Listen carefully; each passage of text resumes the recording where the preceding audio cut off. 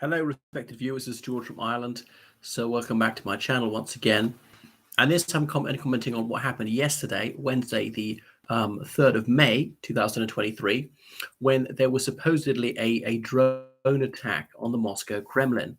So, in case you don't know, the Kremlin is a historic fortress in the very center of Moscow. It's more or less the citadel of the Russian state and has been for centuries. And President Vladimir Vladimirovich Putin has a residence there. Now, he spends almost no time there.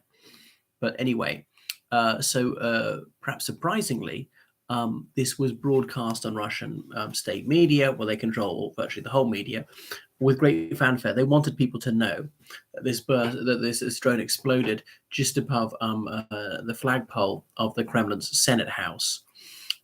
So very close to where the president's office and flat are situated.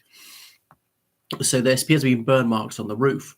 Now, the Russian government, they alleged that the Ukrainians had tried to do it, and said it was a bid to assassinate President Putin.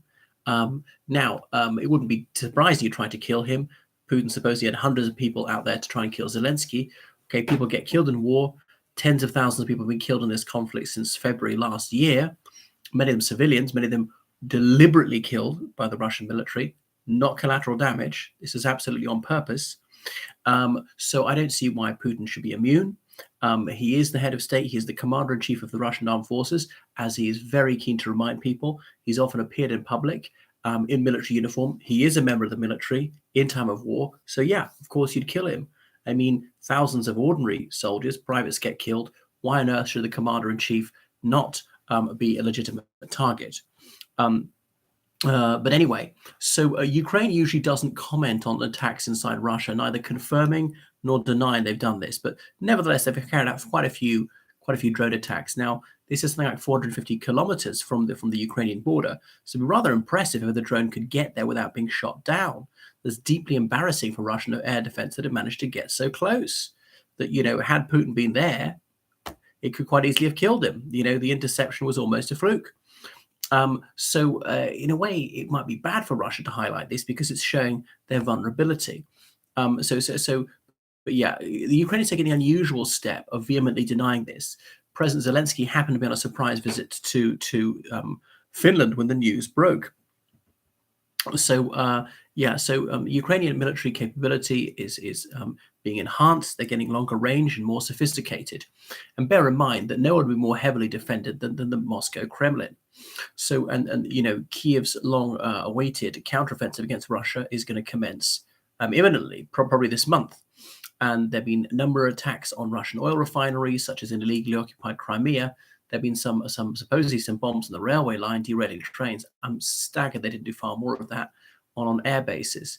Remember, Victory Day is the 9th of May. That's when the Russian Federation commemorates the Second World War victory, which was won by Ukraine, by Azerbaijan, by Georgia, by Armenia, by Kazakhstan, by Kyrgyzstan, by Tajikistan, by Turkmenistan, by Uzbekistan, to some extent by Estonia, Latvia, Lithuania, Belarus, and maybe Russia a bit too. So it's not that they did it all on their own. And Russia was only 50% of the Soviet population.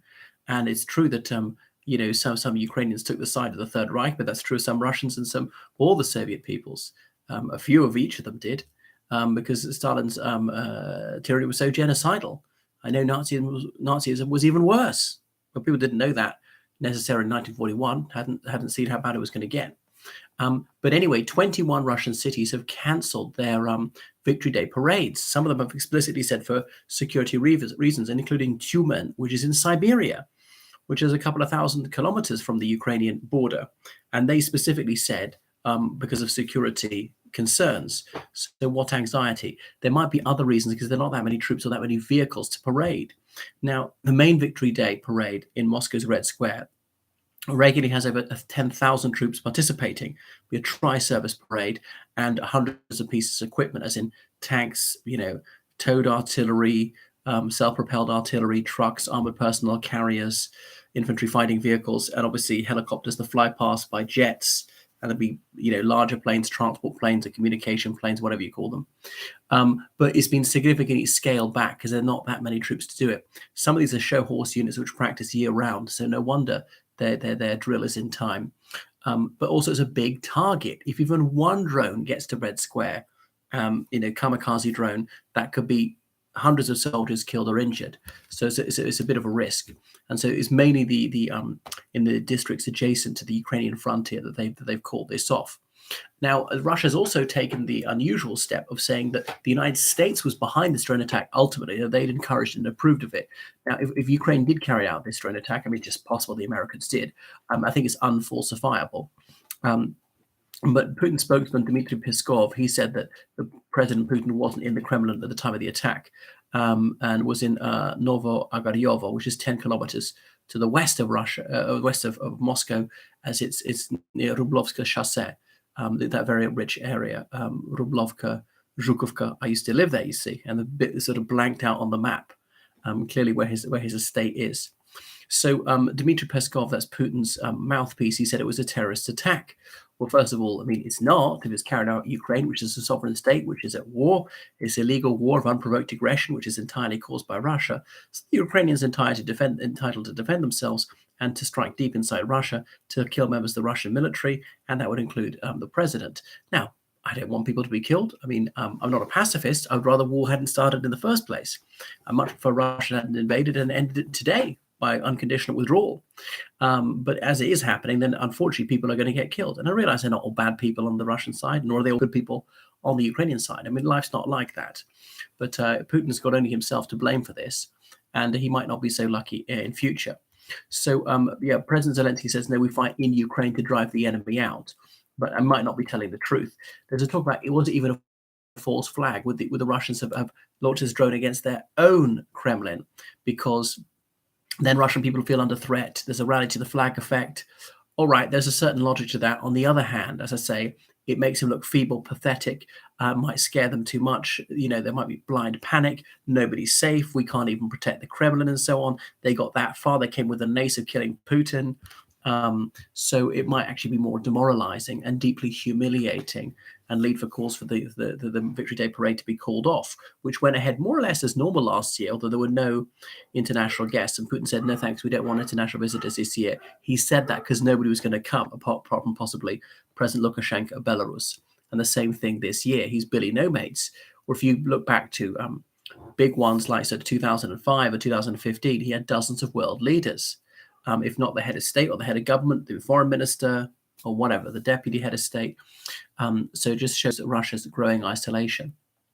Dmitry Peskov is that Putin's official spokesman. He said it's the United States which chooses the targets, but the United States has said no, they do not select the targets.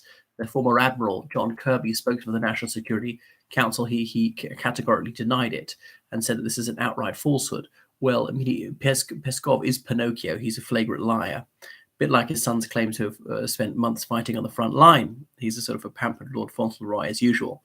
He might have showed up for a photo opportunity. I mean, I don't know Peskov to be lying this time. And I'd be astonished if the United States didn't share a bit of intelligence, a bit of target information or whatever, satellite imagery, and let the Ukrainians decide. But of course, this is sheer conjecture on my part. Anyway, they're going to be getting more drones, and they might try and compensate for the lack of numbers by more and more drones. They say that it's other people, could be Russian dissidents who did it. There are all sorts of theories out there. We may never know. A bit like who blew up that pipeline in the Black Sea. Was it the Russians themselves?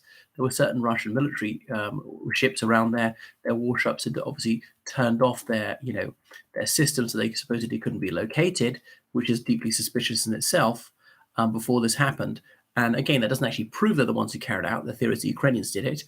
And the claim that Russia deliberately destroyed the pipeline in the North Sea is problematic. There are reasons why they wouldn't do that, but they might yet have done it. We may never know. The plot thickens. Thanks for watching the channel. Goodbye.